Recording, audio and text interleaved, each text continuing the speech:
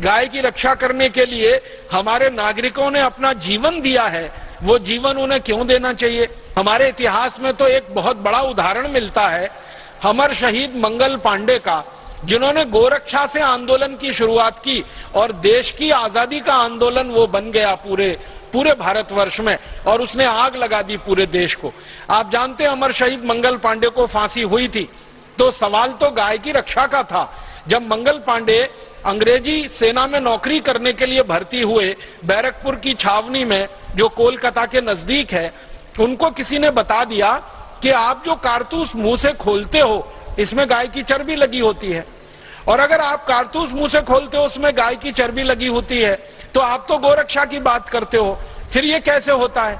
तो मंगल पांडे को तो विश्वास नहीं हुआ। उन्होंने एक अंग्रेज अधिकारी को पूछा जिसका नाम था मेजर जनरल ह्यूसन को मंगल पांडे ने पूछा कि क्या ये बात सच है कि हमको जो कारतूस दिए जाते हैं उस पे गाय की चर्बी लगी रहती है? मेजर जनरल ह्यूसन ने ना हाँ कहा ना कहा।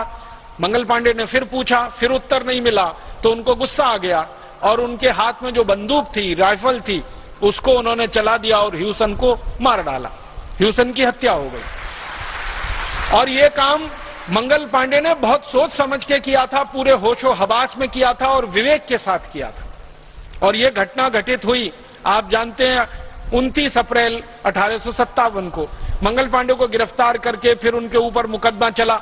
उस पूरे मुकदमे की सुनवाई के दौरान मंगल पांडे ने जो सबसे बड़ी बहस की, उन्होंने अपना वकील नहीं किया था, खुद अपनी बहस की, और उस बहस में वो बार बार ये कहते रहे कि मेरे भारत की जमीन पर अंग्रेज आए, हमारे देश पर उन्होंने कब्जा किया, हमारी गौ माता की हत्या की, हमको गुलाम बनाया, हमारी लूटपाट की, हम ये बर्दाश्त नहीं कर सकते।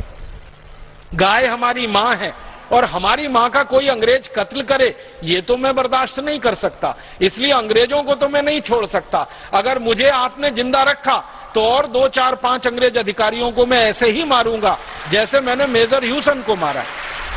इस पर पूरे देश में क्रांति की और बगावत की शुरुआत हुई थी। तो आप जरा कल्पना करो कि जिस देश के नागरिक गाय की रक्षा करने के लिए बलिदान होने को तैयार हैं, गाय कटने से बंद हो, गाय बचे, उसके लिए वो अपना आत्मोत्सर्ग करने को तैयार हैं, उस देश के लोग गाय का मांस कैसे खा सकते हैं?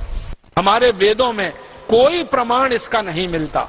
हमारे यहाँ तो उल्टे प्रमाण मिलते हैं कि गाय को अगर कोई मारता है तो उसको मार दिया जाए, गाय को कोई काटता है तो उसके हाथ काट दिए जाएं, गाय को कोई काटता है तो उसके पांव काटे जाएं।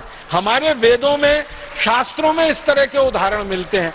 तो जिन वेदों में, उपनिषदों में, अन्य शास्त्रों में गाय को कत्ल करने वाले को फांसी दी जाए, ऐसे उदाहरण मिलते हो, वहां कैसे संभव है कि गाय की हत्या करने वाले लोग हों या गाय का मांस खाने वाले लोग हों? अंग्रेजों ने ये सारा विक्षेप हमारे शास्त्रों में भरवाया।